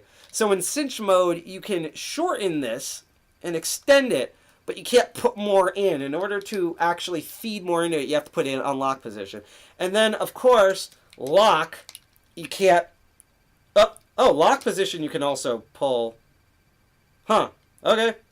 So what was the point of the cinch position then? Alright. And then in lock... Okay, I guess in lock or cinch you can pull this out, but you can't... Maybe it's partly defective? Because cinch should be... You can't move anything. Or maybe I have to pull the key out or something? No, it's key retaining in lock position. I think. Yeah, it's key retaining in lock position. So that's interesting. So, in lock position I can pull. Same thing in cinch mode, but in unlocked, I can move in and out. Oh, cool. You have to do that, yeah. Yeah, but what's weird is that I'm able to move it in one direction in lock position. Also to note, this is master lock we're talking about here, so... you know, I wouldn't be surprised if they didn't swing and miss, you know?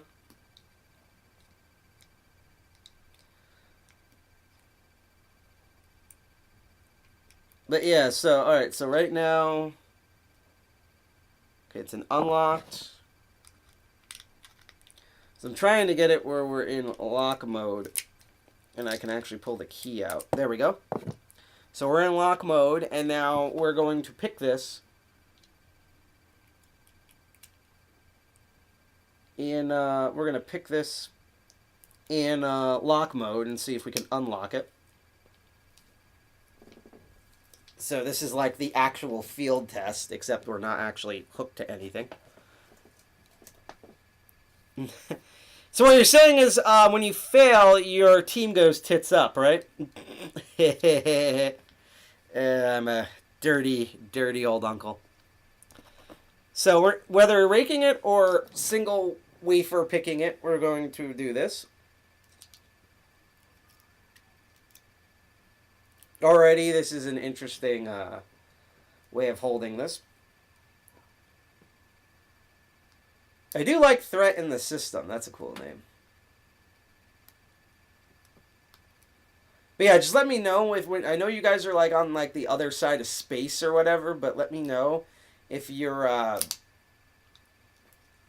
if you or any of your team members want to be interviewed, because you know, even though occasionally we do take part in CTS stuff like that awesome decompetition one about reverse engineering, we're still like unexperienced in it. So like interviewing a CTF team, talking about how they do their stuff would be honestly really cool and fascinating. So already the positioning on this is fairly interesting. I almost kind of want to do like that or something. Like I want to like hold it down here. So this python is staring at me. It's staring at me. Okay, so we got those two back wafers in. This should be the third one.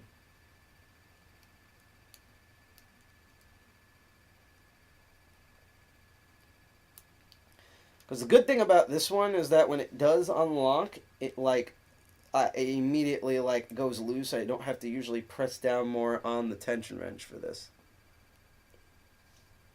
And I'm just also glad that now the other mic setting actually works, because this is not only is it more high quality, but it also it's way more sensitive. And so unfortunately there's been the past couple of master unlockings because I've had to use the other microphone mode, because otherwise it would either not work or chipmunk me. You know, we were missing out on like the sound of the wafers and pins and stuff. What do you mean by how many people? With the interviewer, I'm usually the one who interviews people, so it would just be me. and then it can be at least one other person of your team, or how many team members you want. It's really up to you guys in terms of that. But in terms of being interviewed, it would just be me. If it was one of our live stream meetings, it would also be anyone who's physically at the meeting, as well as all the people in the chat live. I will say this, before the pandemic, we would usually have meetings, and we would have like 30, somewhere between, I would say, 15 to 30 people. After the pandemic, it seems to have slimmed down to like 10 to 12 people. I think the worst we ever had was like 3 other people, and it was like, you know, people were getting vaccinated, but it was still in the middle of the pandemic, and we were just test running it, and, you know, yeah, that's what we expected. But yeah, you know, that's what's going on there. I could tell you right now, you can you can look at our past videos on YouTube and possibly even PeerTube, and I mean, if you want to do a test run, that's fine, but like, I've had Kilimaru on here, who's from Italy. I've had French hackers, German hackers, Swedish people, various Hispanic people on here. I've had Latin American people. I've had so many people from different countries where English was definitely not their first language, and they were really freaking awesome and knowledgeable and funny and cool, and the whole episode went well. So like, if you want to give me, I can send you examples of me interviewing people from, or having guests on from like different parts of the world where English is not the first. India. Yeah, and we've had we sometimes we have this, I forget his name, but there's an amazing malware analysis guy who's from India, and he's done 2 of our things, and he's really awesome, and English is definitely not his first language. So, you know, what we could do is I could like have like a recorded conversation with you or something, and we can test things out and then see how it goes from there. Another thing that might also work is we could do an interview pre-recorded, and what you could do is you can transcribe, or we can have someone transcribe it, and then I can subtitle it. So whether you're speaking English or speaking your native language, that way you can feel more comfortable, and people will still know at home what's being said. So far, this is interesting. Again, my issue is I'm still trying to get the feel for what the tensioning should be on this. And I definitely think we're going to end this at 10, regardless. So I have like 8 minutes left to attempt to open this. That's fine. No, actually, I'll tell you this. We've had guests in the past who are like 5th-generation Americans, born and raised here. Sometimes it's me. And they're the worst people at speaking English. Like, you have no... I say this at my job all the time. I often get approached by people who are Hispanic, they're Mexicans or Puerto Ricans, and they're from that area. And even though Puerto Rico is part of the United States as a territory, and they come up to me and they're like, hey, I don't speak English very well, I have an accent, but I have this question. And I can perfectly understand them. There's no issues whatsoever. And then I have this MFer, this motherfucker, who I could tell, he's like me. He's been here for like, you know, born in like 80s or 90s. His parents immigrated 100 years ago. And he just comes up to me and is like, no, man, I was got massive going down to Candy about this. And I'm like, what the did you just say? Like, you were you only know English. You were born and raised here. What the hell just came out of your mouth? And I have no idea what the hell they're talking about. So don't worry. Especially, I'll put it this way. I know, unfortunately, I've encountered a lot of Elias British people, and my running joke with them is they, even though it's a West Germanic language, they think they own it, and so they'll constantly talk about, you know, the English language, and everyone else is using it wrong. Give them 2 beers. Then watch comes out of their mouth. English people, when they're drunk, like England people from the UK, when they get drunk, they speak such bad English that even Welsh people are like, what the fuck are you talking about, you know? So, like, that, you know, so, like, you know, and also the more interviews and conversations you do in a language, the better you get at it, you know? Like, I know, like, I'm rusty at it now, but I spent 5 years learning Japanese because I used to make video games, and it was the law. And, one of the ways I got better at it was I imported Japanese games or loaded up Japanese games on an emulator, and I would just, learn. I would just, something right here is this pin. It's actually making me think about, which I might end it with, which is lubing up this lock. Because usually with wafer locks, for some reason, I feel like they need to be lubed up every once in a while, way more than pin tumbler locks. But yeah, and so I would just immerse myself and just play Japanese video games, even if I didn't know half the time of what was written, especially when it came to kanji. And just by doing that more and more, it helped me learn and evolve. So, yeah. I mean, I'm always about making people feel comfortable. I think most people, including myself, are uncomfortable with most of our lives. So it's just kind of, bizarre of it's like, it's kind of like what people say about DEF CON or HOPE, where, ironically, that's the time period where they don't really have to think about computers. So, it's like the same thing where it's like, I'm stressed out most of the time, so I'd rather use the DCG 201 meetings, even though I'm the one that runs them, to, not have me and everyone else get stressed out. So we just sit back and we drink and we eat and we talk hacking stuff and have a good time, even if it's, scheduled.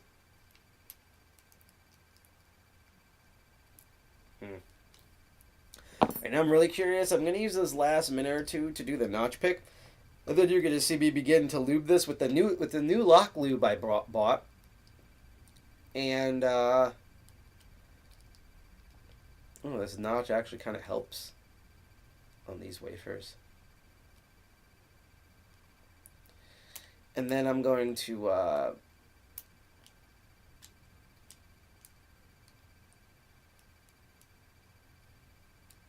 let's actually use the notch as intended here.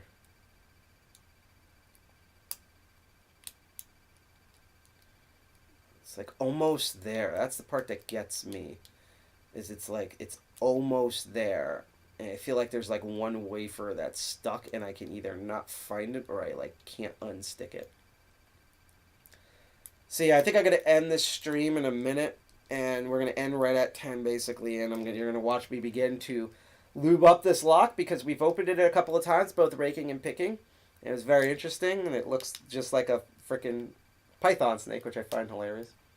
And it's that's what the name. Don't you love that? In the movies where it's what are we, some kind of Suicide Squad? They're they said it. They said the TV or movie title. Look, it's they said the thing, And that was me when I realized, oh, this really does look like an actual python snake. It's not just some weird abstract thing. I'm looking at you, ass Owlboy. They actually named it because it does look like a snake with a very, very thin body. But yeah, just because I've been picking this a lot, I think I'm going to lube it up with some lock lube here and then call it a night. Actually, I want to try one last thing. This cabling. Let's move it that position where my thumb has a good amount of control over the tension, and try it that way. Let's see if that changes anything.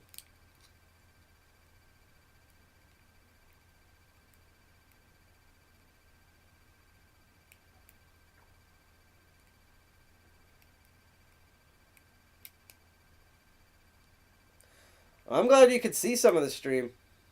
So it's in a false set. It's almost there.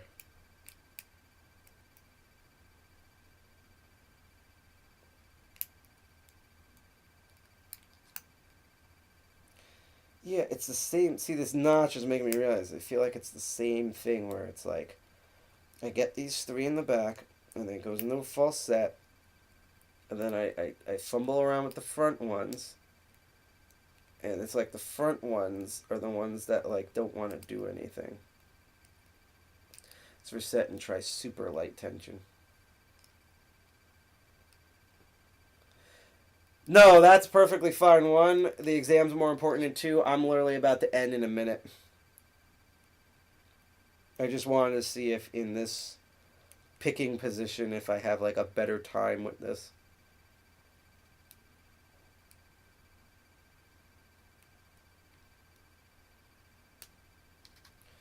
Interesting is that on some of these I can feel a counter rotation.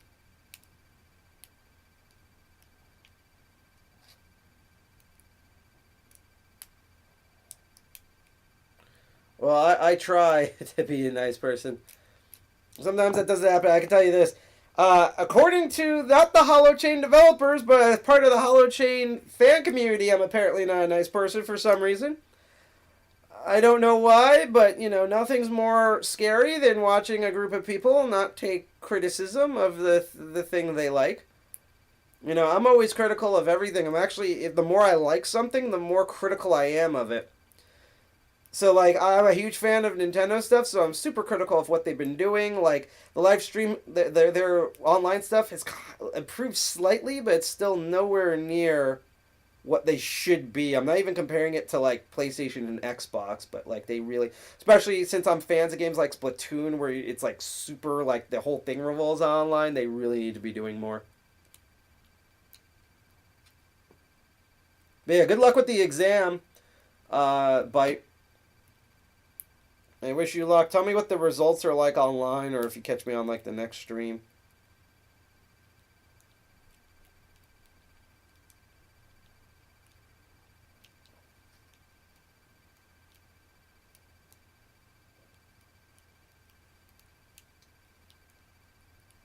Alright, I guess we're not going to again open on this for this time. We've already opened this 4 times. But what I'm going to end this with is we're going to lube up Mr. Python over here, which means I have to not knock over the camera and stuff and walk around the table. And you can see my sexy gray thermal pants. Because I forgot to take this with me, because I didn't think of it until we started live streaming. And then we're going to go in the episode. And if you're on Twitch, stay around, because we're going to raid someone.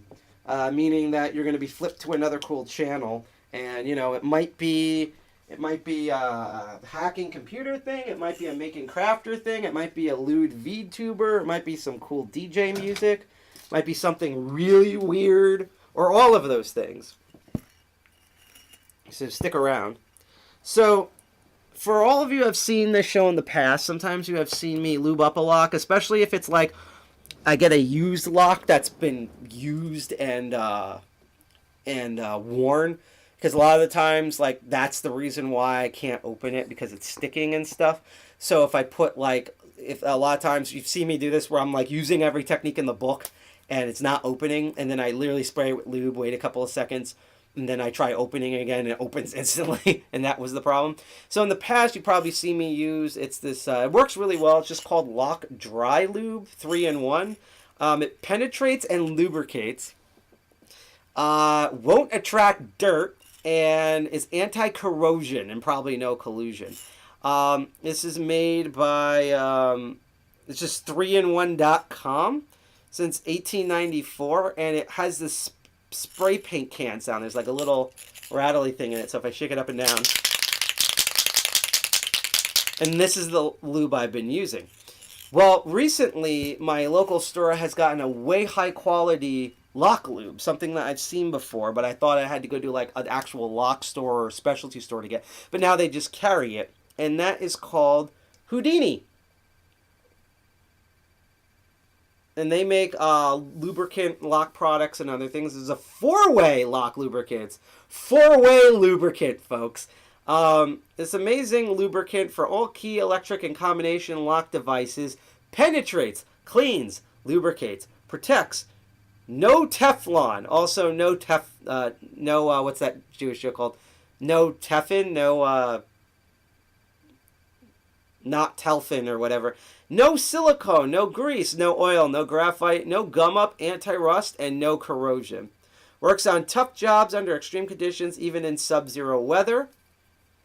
Fast acting, all that stuff, no buildup. Dash, you can use this on electronic locks. Prevents corrosion and rust, even in salt air environment. Does not conduct electricity. Anti-friction, anti-wear, increases lock life, and drives up moisture. Yes, no Teflon. That's what I keep making the joke about. And what's interesting is that you shake it, but there's no rattle thing.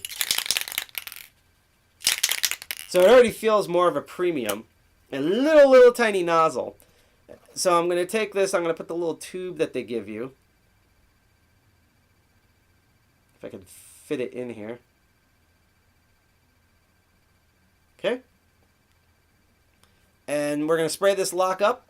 And I'm not going to pick it again, but at least you can watch me use this new lube, this high-quality lock lube, because I'm improving things for the first time. Now, again, what's weird is that has that little gateway thing, so I do have to stick. I'm actually going to get my super thin, tiny bottom of the keyway tension wrench here.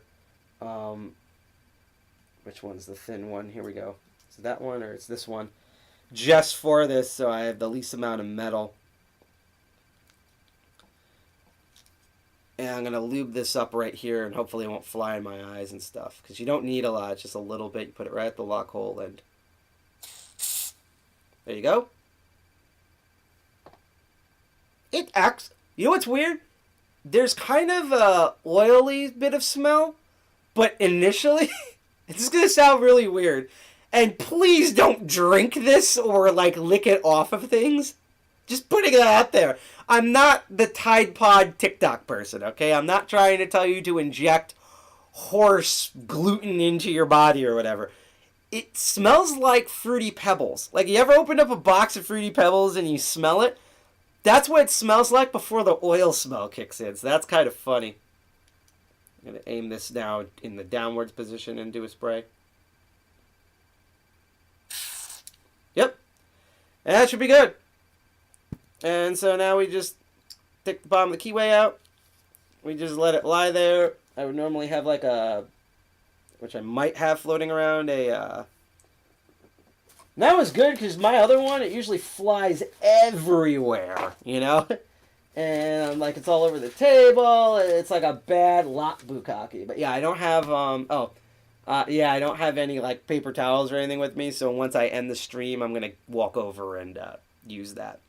But yeah, so that was the, that was us hacking the Python, which I can't flip it over really, but it actually looks like a Python snake. Houdini. Oh, that's it. Yeah, this is the forbidden locksmith cologne, right? So right before you go to LockCon, you're like, and you like attract all of those sexy lock sporters you want, like, you know, like it's like Lockpicking Lawyer has like a there's like a 15 core like simplex Asa Abloy lock, and it's that meme where it's like ooh, and it's just you smelling like Houdini walking by. Like, you're somehow attracting his attention away. I'm pretty sure Mrs. Lockpicking Lawyer would hate that. But yeah, so that's it. So we saw that. And thank you for the old-time rivet head. I love electronic dark music. I go to metal shows and electronic metal shows, so you can buy them there. That's great. So I've been a long-time Frontline Assembly fan. And before I actually end the stream, I'm going to tell you a fun story as I try to find who we're going to raid here. So absolutely fun story. Years ago, way along before the pandemic, I think this was probably like, I'm thinking this was like maybe 2014, 2015 or something. It's been a while. Skinny Puppy was in New York and was doing a concert. And it was Skinny Puppy, and then the opening acts were Youth Code and Frontline Assembly. And I've never heard of Youth Code, although I became a fan really quick. But I was a huge fan of Frontline Assembly. That's actually where I got this shirt from, because before I didn't have any merch from them. Same thing with like KDFDM and things like that. So what's hilarious is I go to this concert, and I'm taking my friend with me who now lives in Sweden. She has like a little service dog who has like industrial. It's funny. The dog's used to the sound in there, has little earplugs, like dog earmuffs on. And then she actually like got and modified these goggles so they're like industrial rivet head goggles, like something H.R. Giger would make. So it's like a little tiny like goth industrial dog. It's hilarious. A little long-haired chihuahua, goth industrial dog. Black hair. It was great. So we're in like the disabled section of the show, which is near the front but off to the side. She's there for Skinny Puppy. I'm there for Frontline Assembly. Freaking loved Youth Code. I got their shirt. I love how they broke this. They took a server rack and they broke down their synth. So each section of the music is its own synthesizer. So the guy doing it has to move up and down through them. So he's not like most electronic music where they're just there doing this and then they occasionally throw something at the audience or something. It looks like he's playing an instrument, and the woman with the vocals is amazing, and they're a huge fan. Thanked them afterwards. I got their album on CD. That's how old I am. And I got the Youth Code shirt with the giant boot on it. And, of course, I got the Frontline Assembly shirt. But this is the funny part. And Skinny Puppy was good. I like Skinny Puppy. I'm just not, like, an uber fan of his work. Not because it's bad. Just, same thing, preferences.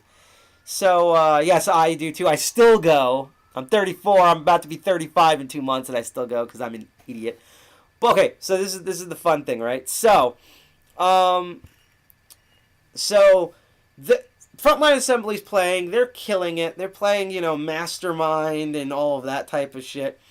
And Skinny Puppy, because I'm watching the time is about to go on stage. And so they're doing that thing bands do where they're just like, hey, we're glad that you're all here. We all know. I love this. It said, they're like, this is going to be our last song. Some people in the audience were like, oh. Some people clapped because, they're there for Skinny Puppy.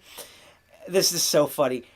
And and what happened is that I didn't realize how quiet everyone got when they were talking on the mic. And I also forgot that I'm near the stage and I can be very loud when I want to.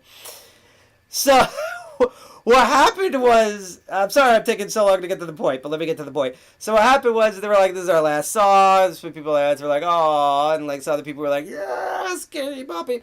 And they're like, we know that, we want to, we wish we could play here forever, but we know that, we're here to open. Skinny Puppy's amazing. We know that you're here to, be here for the, that you're here for Skinny Puppy. And I didn't know that everyone was quiet and that there was going to be like a break pause. And I ended up yelling, and you could hear it because I know there's a YouTube video of me going, wait, I'm here for you. I thought you were the main act. And every lead person, facepalm started laughing. And every Frontline Assembly fan just broke out into cheers, and I'm sitting there like, I can't believe everyone heard that. It's, when you're at a party and the music cuts out for no reason and you're yelling a bunch of obnoxious shit. That's basically what happened. And, and I didn't know they could hear that. I didn't know it was going to be dead quiet at that point, so I'm like, oh shit, So yeah, that's it for the episode. I'm right now trying to pick between 3 different accounts. I basically have 2 engineering accounts and 1 cosplaying account, and they're all building stuff, and I don't know which one I should raid on. But regardless, thank you for tuning in. I actually think, this person has a lower amount of views, and it's something we don't normally restream, and I think the other guys are going to go on forever, so we're going to go raid this person first. Thank you all for watching The Master of Unlocking. Thank you for watching the show tonight. Stay tuned if you're on Twitch. We're about to raid another channel, and please say hi to them when you raid on Twitch. This show always happens the first and third Sunday of every month, so our next episode is going to be on the 16th. And then it's going to be on the 20th. And again, if you like, share, and subscribe on Twitch, DLive, or YouTube, if you can't remember all this stuff, if you can't remember to go to our, let me actually just do all this while I'm here. If you can't remember to go to our website, which is at dcg201.org or defcon201.org, which I'm about to put in chat again. Or if you can't remember that we are on Instagram, we're on Instagram at defcon201 or Twitter at defcon201. .org and stuff. DEFCON201NJ. I just posted the social media link in chat, and for some reason our website link didn't go through again. And lastly, it's a little dead right now, and we're trying to resuscitate our IRC. But if you want to continue the chat, and I don't really use this that much personally, but I do pop in occasionally. We do have a Discord, and so I'm going to put the Discord link in chat for anyone who wants to go in and check us out on there. We also have linked our live stream to the Discord, so we're not streaming from there, but you can chat from there and things like that. So that's our show. I hope to see you for the next Master of Unlocking on March 6th. March is our anniversary month, so we're going to be doing a bunch of cool things and special things for that. And the next time we live stream is going to be on the 25th for our all-virtual meeting before we do our hybrid meeting next month. So I can't wait to see you either on the 25th or on March 6th. Thank you for watching the show. Please go say hi to the person that we are currently going to be rating. Hack the Planet, Dirty Jersey represent, and remember, sometimes a python actually looks like a python. Yeah, I think I could actually turn this upside down. Sometimes a python actually looks like an anthropomorphic python, and it's not just a weird joke. Look, it's sticking its tongue at you. It's sticking its tongue at you. Pretty sure that's someone's fetish. Anyhow, enjoy the outro music. Say hi to whoever we're rating on Twitch. Peace. See you on this Friday, if not on the 6th. Enjoy the music.